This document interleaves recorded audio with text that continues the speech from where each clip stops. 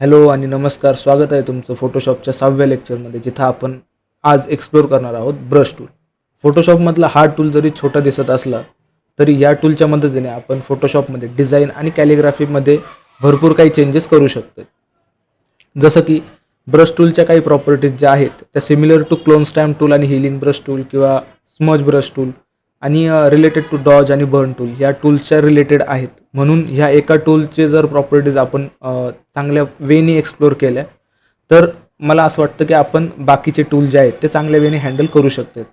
तर जास्त वेळ वाया न घालता मी फोटोशॉपची स्क्रीन शेअर करतो. जर तुम्ही इथं पाहिलं आपण फोटोशॉप ओपन केल्यानंतर आपल्या टूल पॅनलमध्ये इथं lasso tool, perspective crop tool, crop tool, I dropper tool आणि त्याच्या खाली जो टूल आहे तो आहे ब्रश टूल. ब्रश टूलवरती कर्सर नेल्यानंतर एक छोटंसं ट्युटोरियल तुम्हाला दिसतं, ज्याने आपल्याला कळतं की आपण या टूलच्या मदतीने फोटोशॉपमध्ये ड्रॉ करू शकतो. बेसिकली ब्रश टूल सिलेक्ट केल्यानंतर जर आपण पाहिलं तर आपल्या कर्सरचा जो आयकॉन आहे तो एका सर्कलमध्ये आपल्याला दिसतोय. आता या सर्कलचा जर आपण एक व्ह्यू पाहिला पूर्ण या ब्रश टूलचा या ब्रश टूलचा पूर्ण जर आपण एक ओव्हरव्ह्यू पाहिला तर इथं तुम्हाला ऑप्शन बारमध्ये काही चेंजेस दिसतील जर ब्रश टूल सिलेक्ट केल्यावरती. इथं ब्रशचा आयकॉन आहे, जी ब्रशची साईज आहे ती इथं आपल्याला दिसते. ह्या आयकॉनमध्ये ही जी आहे हे साईज आहे. हे ब्रशचं एक फोल्डर आहे, ते आपण बघू. इथं काही मोड्स आहेत जे की ब्रश आपण लेयर्समध्ये जसे ब्लेंडिंग मोड असतात तसे इथं ब्रशमध्ये काही ब्लेंडिंग मोड्स आहेत. Same as opacity, layers like opacity ब्रशला पण आहे. हे ऑप्शन जे आहे ज्यावेळेस आपण एखादं पेन टॅबलेट यूज करू त्यावेळेस हे आपण इनेबल करू शकतो. फ्लो हे ऑप्शन माऊसवरती सुद्धा वर्क करतं, ते आपण पाहूया कसं. मी फक्त आत्ता प्रॉपर्टीज एक्सप्लेन करतो. वरती स्मूदिंग वगैरे आहे, स्मूथनेस, आणि त्याच्या पुढे काही सेटिंग्स आहेत. आता ब्रश टूल जो आहे तो सिलेक्ट केल्यानंतर तुम्ही जर कॅनवावरती येऊन राईट क्लिक केलं इथं, तर तुम्हाला इथं काही फोल्डर्स दिसतील. तुमच्या याच्यात कदाचित फोटोशॉपच्या फाईलमध्ये बाय डिफॉल्ट काही ऑप्शन असतील ते तुम्ही सेटिंग्समधून चेंज करू शकता. इथं ब्रश टूल, इथं ब्रश कशा पद्धतीने तुम्हाला दिसले पाहिजे, ब्रश नेम पाहिजे का ब्रश स्ट्रोक वगैरे पाहिजे, ते तुम्ही चूज करू शकता. पण आपण जस्ट लिस्ट आणि ब्रश आयकॉनसोबत जाऊया. आता इथं सिम्पल बाय डिफॉल्ट जो तुमचा ब्रश असेल तो सॉफ्ट ब्रशच सिलेक्ट असेल. जर तुम्ही जास्त काम करतात हार्ड राऊंड ब्रश आणि सॉफ्ट राऊंड ब्रश असे ब्रश तुमचे सिलेक्ट असतात. नेक्स्ट आपण जे बघणार आहोत की ब्रश टूलची साईज जी आहे ती कमी जास्त करण्यासाठी तुम्ही काय वापरू शकता. तर शॉर्टकट जो आहे त्याचा बी आहे ब्रश टूलचा, आणि साईज कमी जास्त करण्यासाठी आपण कीबोर्डवरील कर्ली ब्रॅकेट्स जे आहेत ते तुम्ही वापरू शकता. कर्ली ब्रॅकेट जर लेफ्ट साईडचा जर तुम्ही प्रेस केला तर तो साईज कमी कमी होईल, जे तुम्हाला ऑप्शन बारमध्ये वरती दिसते इथं, जी की ब्रशची करंट साईज आता 30 पिक्सेल्स आहे. 35-40 पिक्सेल्स आणि 50-90 पिक्सेल्स अराउंड ही आपण साईज घेतली. आता सॉफ्ट ब्रश जो आहे तो कसा ड्रॉ करतो, तर सॉफ्ट ब्रश मी न्यू लेअर क्रिएट करतो. न्यू लेअर क्रिएट केली आणि सॉफ्ट ब्रशने मी जस्ट माऊस क्लिक करून जर ड्रॉ केलं, मी सर्कल ड्रॉ केला एक सिम्पल अशा पद्धतीचा आपल्याला काही सॉफ्ट राऊंड एक सॉफ्ट पद्धतीचे असे काहीतरी स्ट्रोक्स आपल्याला बघायला मिळतात.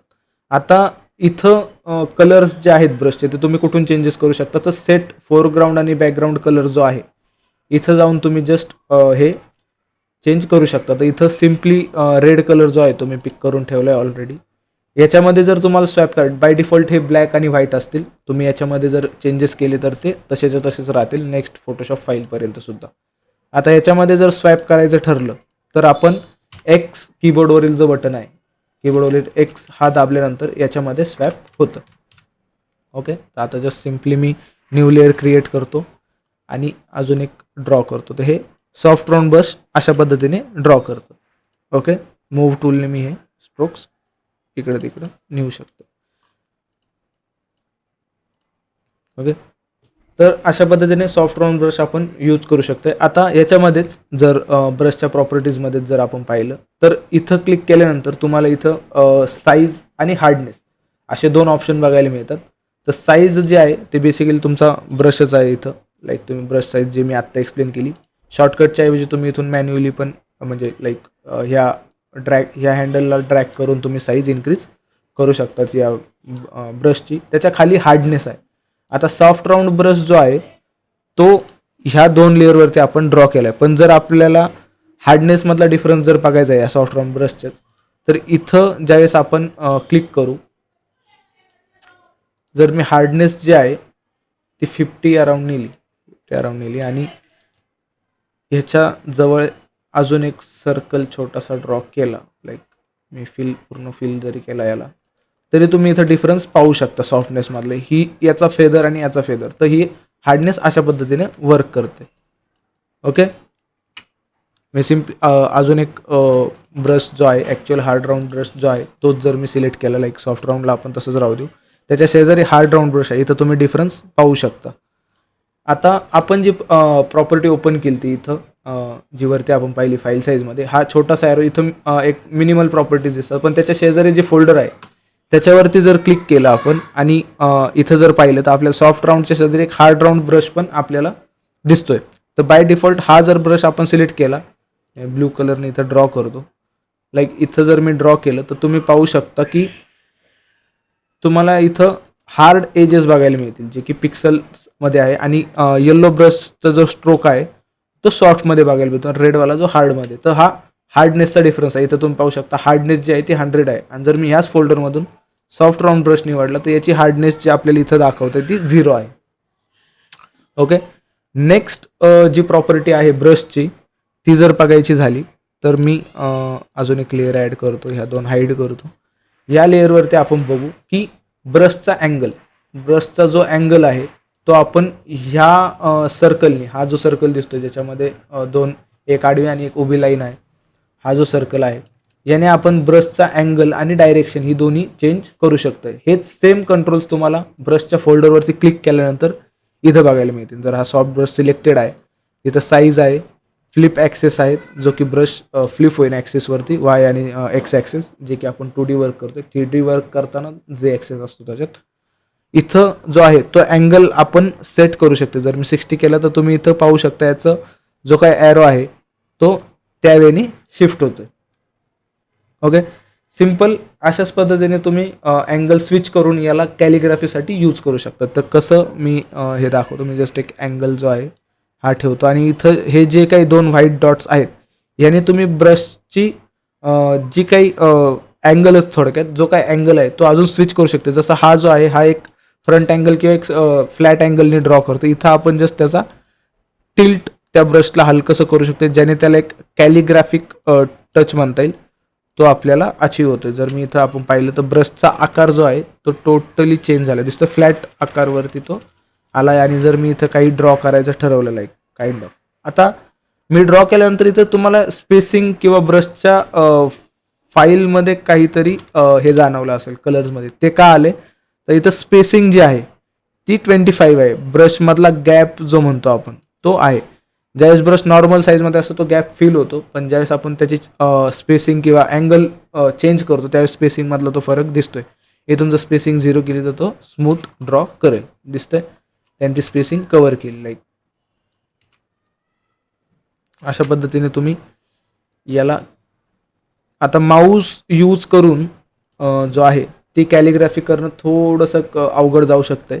याच्याच ऐवजी जर तुमच्याकडे टॅब असेल तर तुम्ही तो अजून चांगला ड्रॉ करू शकता. आता ब्रशमध्ये स्ट्रेट लाईन्स किंवा शेप्स ड्रॉ करण्यासाठी तुम्ही एक ट्रिक यूज करू शकता. सिम्पली मी जस्ट ब्रशला रिसेट करतो अँगलला. तर ती कशी, तर तुम्ही ज्यावेळेस स्ट्रेट लाईन ब्रश यूज करून ड्रॉ कराल तशी गरज तर नाही पडणार, पण तरी पण जर आपण करत असेल तर सिंगल क्लिक शिफ्ट होल्ड करून किंवा शिफ्ट होल्ड न करता जरी इथे एक सिंगल क्लिक केला आधी आणि शिफ्ट होल्ड करून जर तुम्ही कुठल्याही डायरेक्शनला, जर मी इथं खाली बॉटम साईडला क्लिक करतो तर तो जस्ट ते पॉईंट्स कनेक्ट करतो. लास्ट पॉईंट जिथं असेल तिथं, आता मी शिफ्ट होल्ड करून ठेवले आहे, तो लास्ट पॉईंट जिथं होता तिथून तो जस्ट तो पॅटर्न फॉलो करतो. मी कुठेही क्लिक केला तरी तो त्याला फॉलो करेल.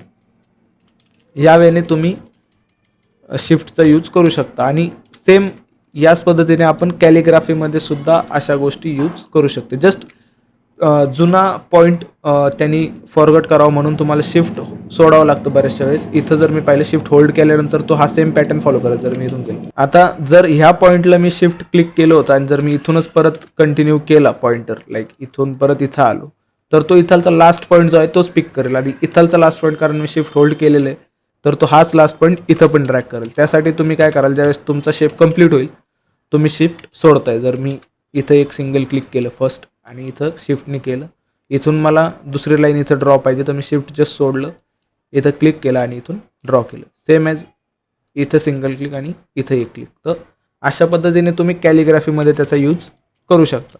पण साहजिक गोष्ट आहे, जर तुम्हाला कॅलिग्राफीत यूज करायचं आहे तर तुम्ही ग्राफिक टॅबलेटच प्रेफर करा. नॉर्मली ब्रश टूल तुम्ही माऊसनी वापरू शकता, की लाईक आपण ज्यावेळेस लेअर मास्क वगैरे क्रिएट करतो त्यावेळेस ते इरेज करण्यासाठी आपण वापरू शकतो, किंवा black and white to colour image ज्यावेळेस आपण करतोय त्यावेळेस आपण हे यूज करू शकतो. ओके, नेक्स्ट प्रॉपर्टी जी आपल्याला बघायची ब्रशचीच ती ही की आपण ब्रश इम्पोर्ट कसे करू शकतो याच्यामध्ये. लाईक ज्यावेळेस आपल्याकडे बाय डिफॉल्ट मी काही ब्रश याच्यात इम्पोर्ट केले होते.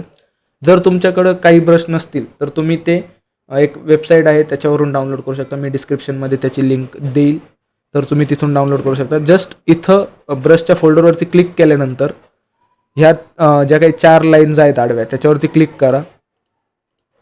सॉरी, इथं ब्रश सेटिंग्सवरती नाही तर ब्रशेसवरती क्लिक करून या 4 आडव्या लाईनवरती क्लिक करा आणि इम्पोर्ट ब्रश जे ऑप्शन आहे त्याच्यावरती क्लिक करा, इम्पोर्ट ब्रशेस.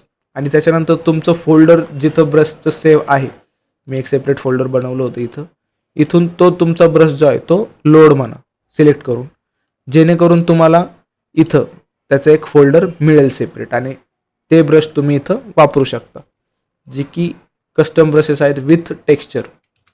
आता आपण आपले सेपरेट ब्रशेस कसे बनवू शकतो हे आपण नेक्स्ट पार्टमध्ये पाहूया, कारण हा टॉपिक थोडा डिटेलमध्ये जाण्यासारखा की तुमच्या ब्रशला टेक्स्चर वगैरे कसं येईल किंवा त्याच्या शेप्स जे आहेत ते कसे येतील. आता याला पूर्ण एक चारकोल टेक्स्चर आहे, कारण ह्या ब्रशचं नावच चारकोल आहे.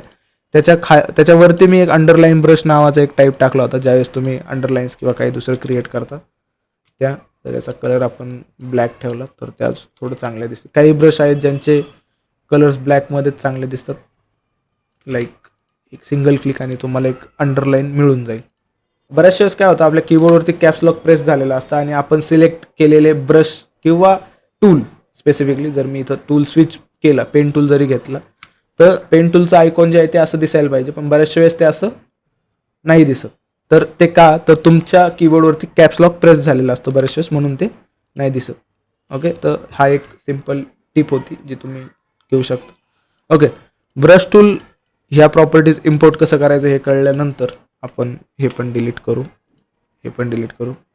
सिम्पल न्यू लेअर क्रिएट करतो मी. कॅनवा परत एकदा सेंटरला. कॅनवा जर तुमचा झूम आउट झाला, बऱ्याच वेळेस जर लांब गेला, तर तुम्ही Ctrl+0 जे आहे कीबोर्डवरचं ते दाबून कॅनवा परत फिट टू साईज तुम्ही करू शकतात, फिट टू स्क्रीन करू शकतात. ओके, ब्रश टूल सिलेक्ट करू. आपण हे 2 प्रॉपर्टीज आता पाहिले की आपण इथून साईज वगैरे चेंज करू शकते, साईज वगैरे डायरेक्शन्स वगैरे भरपूर आपण इथून बदलू शकते. फोल्डर्समधून ब्रशेस आणि ब्रशेसमधून इम्पोर्ट ब्रशेस आपण पाहिले.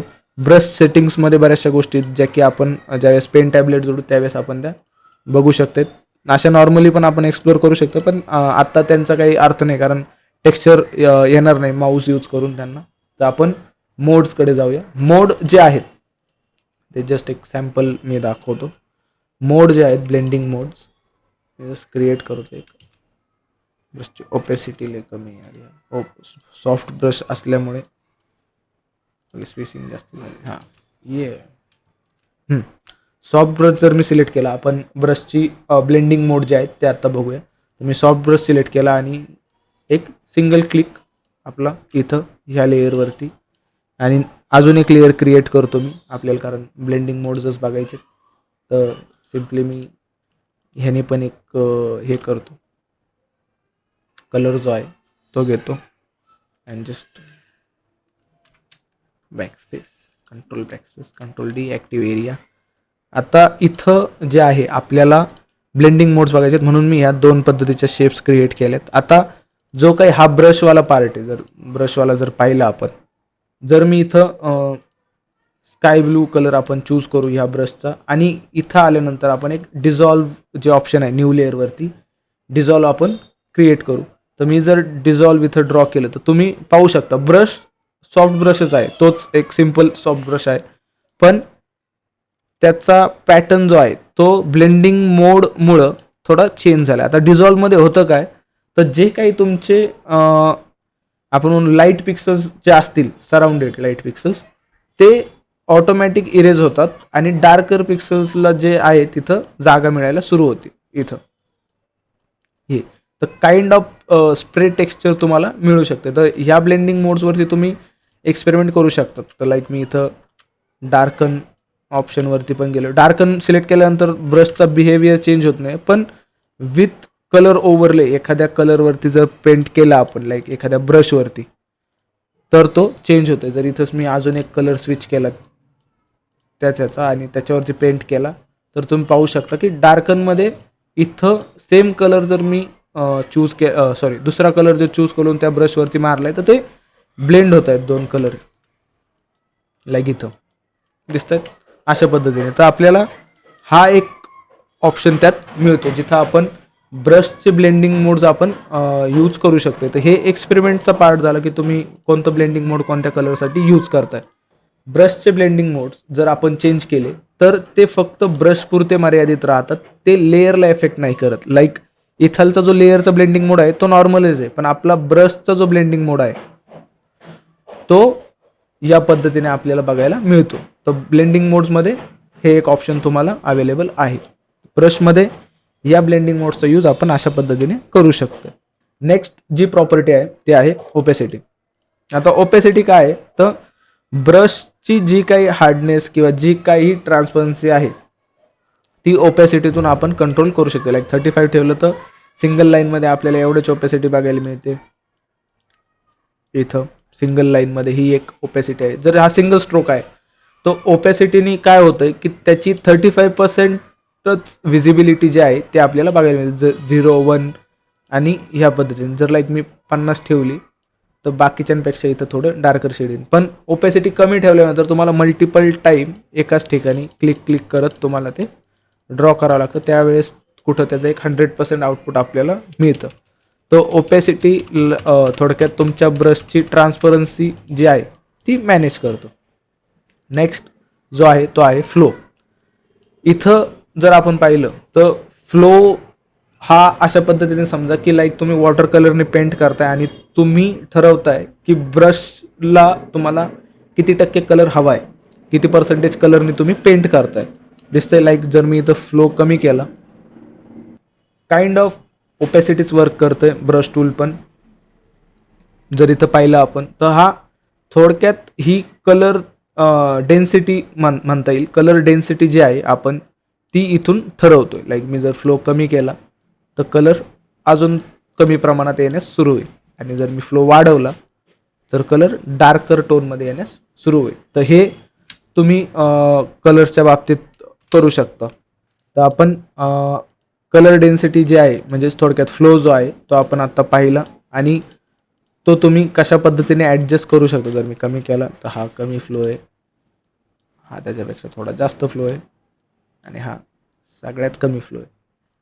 तर अशा पद्धतीने आपण त्याच्यातले फ्लो मॅनेज करू शकतो.